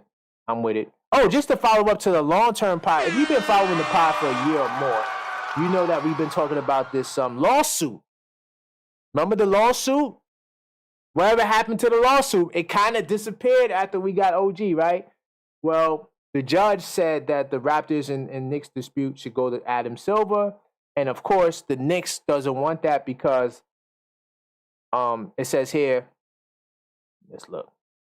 The Raptors continue efforts in court filings in a month. They argue that the lawsuit had no business wasting time, wasting judicial resources, right? The Knicks says the Knicks still want their timid. The Knicks is really, I mean, hey, look, I ain't mad at the Knick Nation. Salute the Knick Nation. Hey, if you feel like somebody owe you some bread, even though $10 million to the Knicks is probably like $100 to us. Like, come on, like 100. I mean, yeah, $100 to us, we gonna feel it. But is it really like you ain't going to go to court for $100, right? But the Knicks are saying that. Let me see if I got the quote here. All right, so MSG spokesperson, right? He said that we're the victim of theft and proprietary of confidential files in the clear violation of criminal and civil law. We don't think it's appropriate for the commissioner of the NBA to rule on the matter involving his boss, right, who is the chairman, right, of the NBA and his team. So that's why the Knicks are making this a big deal. They don't want to bring it to the commissioner because they feel like he'll be biased based on the fact that the boss works for the Raptors, right, or is a part of the Raptors organization. I'm not going to get into this. If you want to read it, you can read it. I just wanted to follow up for those that have been, following the pod for a year now. We've been talking about this lawsuit, and it disappeared, literally. We've been talking about it every other week until the OG trade happened, and it disappeared. So this is the update. Basically, just legal stuff. Knicks look like they're going to strongly pursue it, right? We're going to move forward. I got 2 articles on that. I don't know why. All right, we talked about the trade a little bit. Let's see. What I got? Nathan's Hot Dogs? What am I doing? All right, let me see. Oh, yeah, we got the coach. This guy was supposed to be the coach of the... He's supposed to be coach of the Summer League, but he also is a player that had kind of been like one of those Euro stash guys. His name is Ariel. I'm not even going to pronounce the last name, but his name is Ariel. This guy got traded to the Knicks, right? His draft rights. He's 36 years old. He's been like a Euro stash his whole career. He says, I'm honored to go with the Knicks, but I'm still going to honor my commitment with the Spurs, which is weird. Of course, a financially ridiculous offer could change this. And plus, I got the new hip, and I'm ready. Okay, I guess. So if you guys are interested with this, this is the guy we got at the 58th pick. He's a coach for the Summer League. He played with Finland. Interesting stuff. I'm going to move forward. We highlight him a little bit, but yeah, I'm going to move forward. I'm just trying to make sure I cover all these topics. Okay. This is Draymond Green. We're going to get to Draymond Green in a second. All right? Before I get to Draymond Green, I want to do word on the street, which is basically when we look at the community polls, just to like mark in time to see where we are as a community and really talk about how Knicks fans feel, because this podcast is dedicating to documenting the Knicks 365. Oh, by the way, I forgot to turn subscriber mode on. It's fine. I'll give you a freebie. Next show, you will have to be a subscriber to join in the chat. Let me see. So hold on. I just got to pull up my YouTube. And we can look into the actual comments. Let's see, not now. How we should begin. All right, cool. So this is word on the street, y'all. I'm going to read a couple of these polls off we did. So we're going to start off here with the Mikal Bridges trade. With the trade that shocked the world, the Knicks traded Bojan and 5 first-round picks for Mikal Bridges. If the Knicks could re-sign OG and Hartenstein, is the Mikal Bridges, well, forget Hartenstein. If the Knicks re-sign OG, is the Mikal Bridges addition enough to take us to the finals? So we have 521 votes. 86% of Knicks fans say that, yes, we could win it all. So, yeah, Knicks fans are optimistic. First off, salute the Knicks Nation.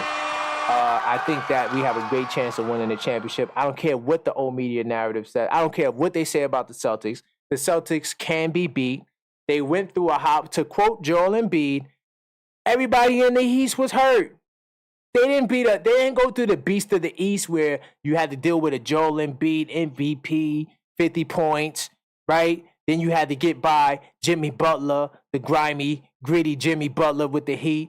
Then you had to get by the Brunson burner, Julius Randle. The Celtics didn't have to go through that, man. They beat the Cleveland Cavaliers without their best player half the time, right? They beat Miami Heat without Jimmy. What's the Miami Heat without Jimmy? Come on. What's the Cavs without Mitchell? Come on, right? What's the Pacers without Halliburton, who missed like half the series? Anyway, okay, so look.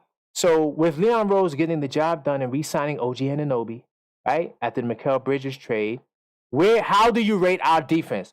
Honestly, I think we have a number 1, number 2 defense off rip. I'm going to put number 1 defense, right? We got 473 votes. 64% of Knicks fans say that we have a number one defense. I agree, and 30% say is a top 3 defense. So yeah, we believe in our defense. I think we probably will have the best defense in the league. Though I do like Minnesota. I think Minnesota is a really great defensive team, especially in the regular season, because they don't the matchups like the Dallas matchup. They don't have to face that every night. Most nights you're facing the Pistons and you're facing the Lakers and teams like that. Teams that that was a slight to the Lakers, Mongo.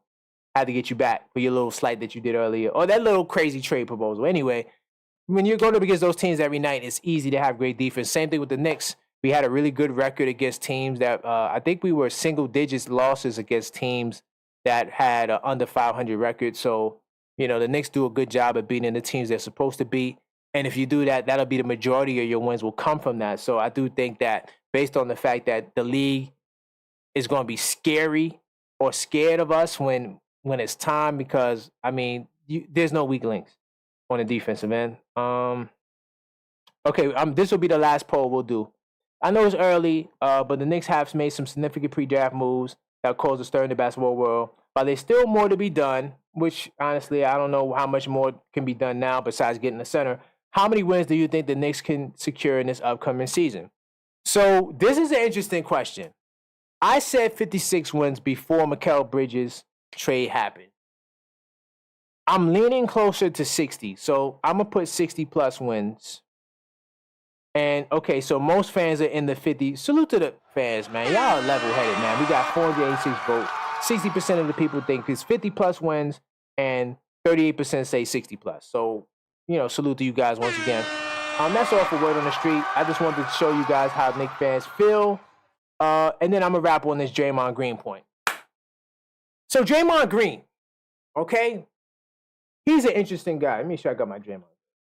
I'm not even going to go all the way in. I just want to say this. Draymond Green, right? He basically says the Knicks will be rebuilding again when the Mikal Bridges deal backfires. Yes, that's the energy, okay? So Draymond Green said, I just don't think that the group is good enough to beat Boston. Ultimately, when you're building a team that you hope can beat Boston, and I don't think that the team will beat Boston. Right? He says, so you got a year or two like the Rockets. I don't know if y'all remember the Rockets when the Warriors were on our run.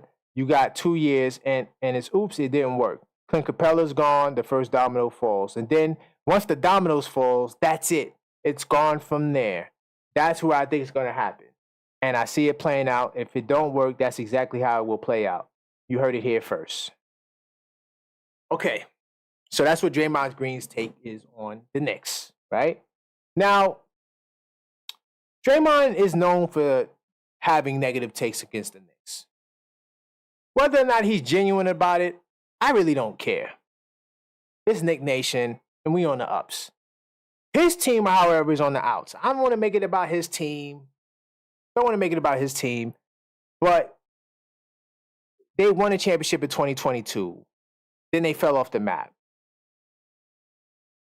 I guess it takes one to know one.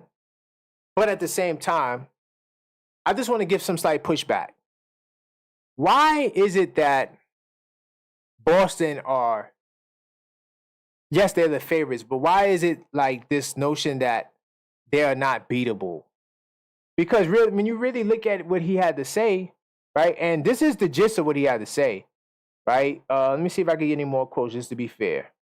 He said, the Knicks are in a space where they're going for it. I respect it. But at some point, you have to go for it. But what just happened with the trade was that, if it doesn't work in a year or two, Knicks will be rebuilding again. I mean, it's just like you're just saying that if it doesn't work again. He also said this. I'm sorry, Knicks fans, but that's how I think it's going to play out. And I don't think it's any indictment to Mikal, who I think is a top-tier player in the NBA. So, okay, if the Knicks get a top-tier player in Mikal, and that's what you need to win is top-tier players, why don't you think it's going to work? And he says, I know you got tiers, but I know that he's a damn good player. Jalen Brunson's All-NBA. Julius Randle's All-NBA. Dante DiVincenzo. None but love for Dante, OG, who's a champion. There's actually no indictment to any of these guys. I just don't think the group is good enough to beat Boston. I want to know why. Why isn't the group good enough to beat Boston? Is it just a New York thing? Hey, it's the Knicks. They're just not going to win. Like, he didn't really give no real substance when he broke it down. Now, I'm going to give a couple of reasons why I think that we can beat Boston. I think that KP is the X factor in the series, right?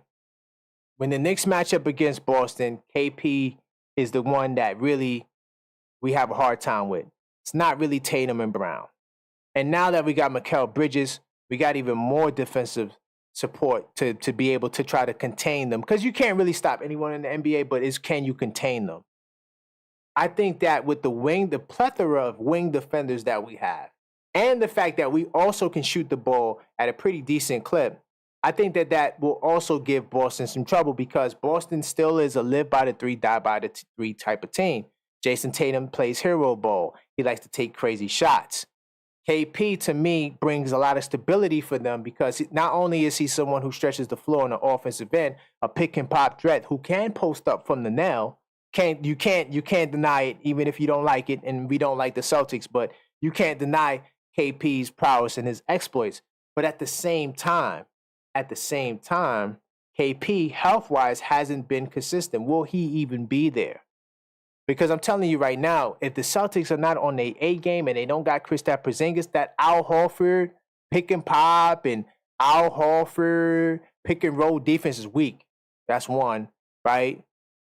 It ain't going to work against us. You're not going to be able to hide Al Horford. That's one.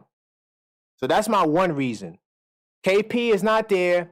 Al Horford comes in the game. You can't hide on defense against the Knicks. You're going to have to guard somebody. You're going to have to pick your poison. Will it be Mikal? Will it be OG? Will it be Julius Randle? Right? Who you're going to guard? Because you don't want Al Horford in pick and roll with Mitch. Because Mitch is a lob threat. And I expect more from Mitch this season in terms of being a lob threat and having a little bit more responsibility on the offensive end. Right? So, because I feel like that pick and roll defense that will be spearheaded by Al Horford at the 5 will get tore up. And then you can't hide them like you could in Dallas. Because remember, in Dallas, everything was ran off pick and roll. That's what got them to the finals. That Rudy Gobert drop coverage just wasn't good, right? Especially when they were forced to mismatch with him on Luka. Oh my God, forget about it. So against Boston, that little tweak where they put Tatum at the 5, I'm not sure if you guys remember that. They put Tatum at the 5, right, and switched on the pick and roll. So now when they switch on the pick and roll, Brown is strong enough to keep Gafford and Lively from attacking the basket, right? And then Tatum can guard the perimeter. But you're not going to be able to do that against the Knicks. Because the pick and roll action, I mean, they could try to run the same play, but at the same time, Mitchell Robinson's in that dunker spot. And another thing, too, Julius Randle and Brunson don't run as much pick and roll like that. So that would only work if that would be the case. But because the Knicks have dynamic scorers, shooters, defenders, it's just going to be a way different. Because to me, the Knicks are a better defensive team than Dallas, too. So you see how I gave a reason? That's all I wanted from Draymond. He's just saying the guys are not good enough. There's another poll I'm going to give you guys. I'm going to do. Who's better, Mikal Bridges or Derek White? Just saying. Who you taking in the matchup? Mikal Bridges or White? Who you taking in the matchup? Jalen Brunson or Holiday? Right? Okay, so now Tatum Brown, I give you that. But if KP is not there at the 5, you know he's there half the time, Al Horford and Mitch, who you got? See how so when you look at the lineups and how it plays out, it's not as simple and easy as they think they can make it. So what do you guys think about that? Let me read the chat and then we're going to wrap on that. I had to give him that business, though. Let's see what you got. First off, salute to the chat, man. The chat is so lit. I'm going to try to read as much chats as I can before I dip up out of here. Somebody's talking about DeAndre Ayton? Nah, we ain't giving no DeAndre Ayton. That's over. Coach says, don't mess with CAA Mafia. Coach is on. Yo, Coach, listen to Coach. Don't mess with CAA Mafia. I get where he's going. Hopefully you got where he's going to. Salaries, yeah. To the person that wants us to get DeAndre Ayton, it's not happening. Because then you have to give up one of the Nova boys. That's not happening. Mitchell Robinson's salary is not significant enough to make the deal. OG wanted to be here. OG was eligible for 245. Facts. But he took a pay cut. That's a big fact, JW. OG. And I think Brunson and Randall will give us significant pay cuts. But I don't see it being anything less than 225, but it also could be no less than 250. I think 250 for 5 years is good enough to sign Brunson and Randall. I don't think that they would try to fleece us for the $300 million, especially if we have success, we get to the finals or something like that. Now, if we get bumped in the first round, things can change. But if we go to the finals, I don't see Randall and Brunson not settling for that. Let's see.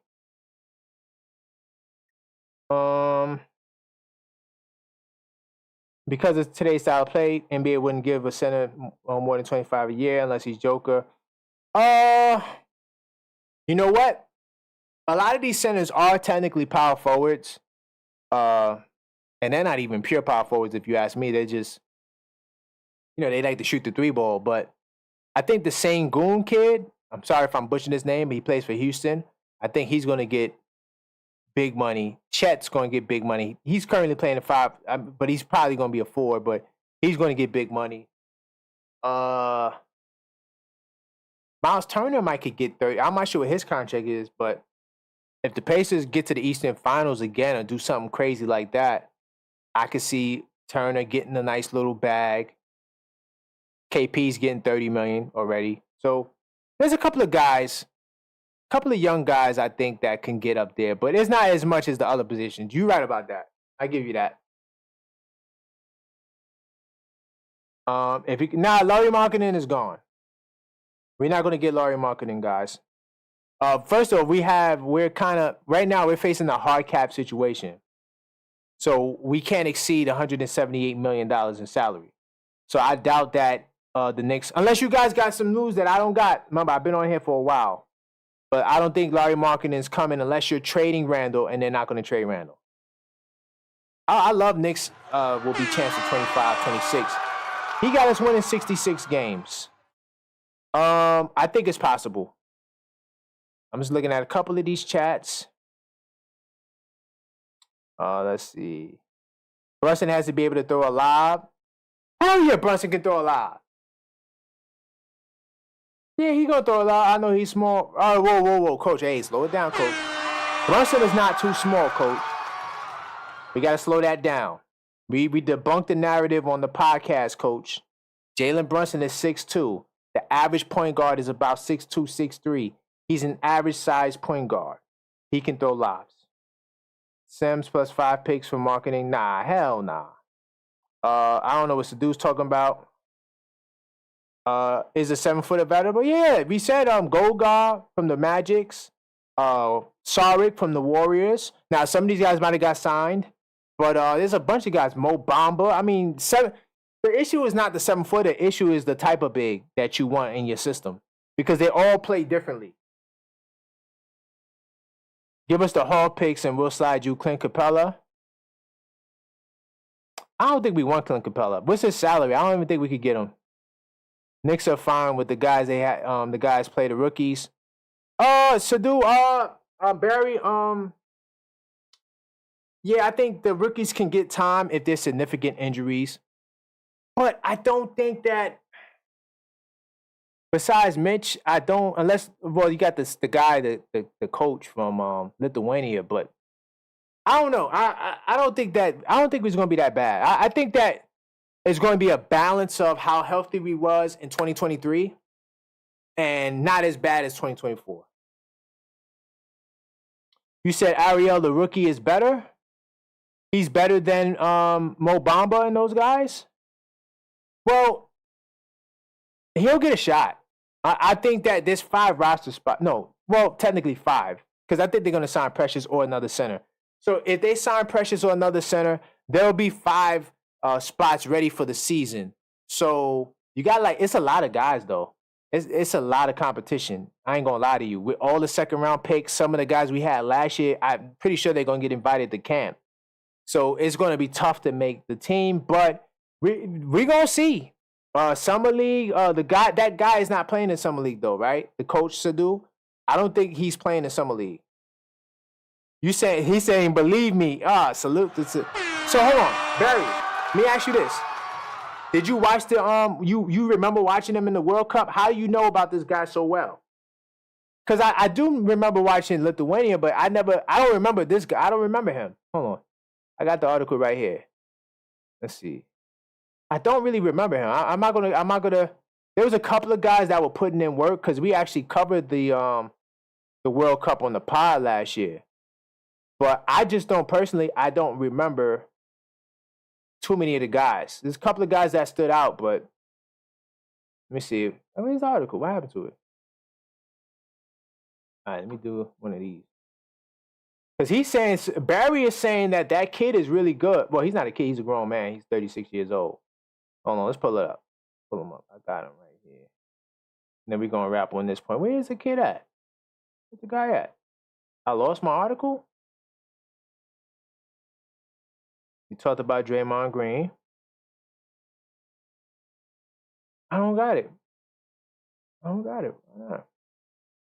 All right, hold on. Let me check the grades. Okay, all right. Here's the grades. Okay, cool. So you're saying that they don't even got him on the grade. Oh yeah, they so you're saying that this Ariel guy, he is better, and you think this Ariel dude is gonna take us over the top? All right, we're gonna pull him up. Let's do a last little deep dive on this guy, because Barry's swearing by him. All right, so let's see. Oh, this kid, no, you talking about Ariel. Okay, so this is a different kid. Okay, I had him mixed up. All right, hold on. Let's pull him up. Yeah, I had it mixed up. My bad. So this kid right here, oh, he's 6'11". He got good size. I hate to use stats, though. There's not much on him right here. Hold on. Let me see. I don't like using stats, but what else do we got really to judge? Yeah, we got his international stats right here. So he's 22, Germany. He played on the World Cup team?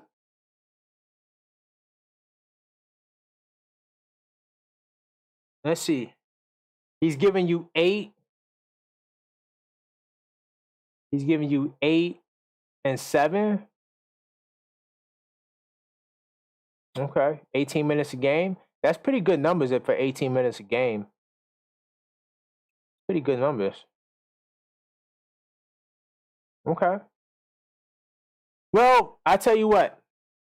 Wait, they got him at 6'9" here, though. Hold on. Is he 6'9" or 6'11"? Man, these websites don't be doing these guys no justice. Because that matters. Hold on. Is this the same Ariel? Yeah, Ariel. Yeah, it's the same guy. They got him at 6'11". Maybe he grew. Is he 6'11"? Barry, I want to know if this guy 6'11". Because this is two different sides. It's like two different guys. They got him 6'9" here. And they got him 6'11" here. Oh, he's 6'10". Okay, all right. So he probably grew into it. Okay. All right. Well, look. He going to get the shot. I don't know none. Listen, international dudes, I'm sorry. I watch a little World Cup. I can't. It's too much basketball, right? It's just too much. But, I watch a lot of Ball's Life. And sometimes guys come up on your radar, But, all right, I'm interested. Okay, so that's all for this pod, y'all, man. Salute to you guys. Definitely, you did a good job covering a lot of the topics. Be sure to join the Discord, www.theobjectiveknicksfan.com, or you can scan the barcode. Barry, definitely scan the barcode so we can continue this conversation. And be on the lookout for Thursday, level-headed Knicks talk. I think I'm going to do a deep dive on the Pacers versus the Knicks. Because it's looking like the Pacers. I mean, not the Pacers. Sorry, the Sixers versus the Knicks. Because it's looking like the Sixers are becoming that threat. So Barry, get in the Discord. Rex, get in the Discord. Babyface getting the Discord. Let's continue the conversation, man. Salute to you guys, right? And until next time, let's go Knicks.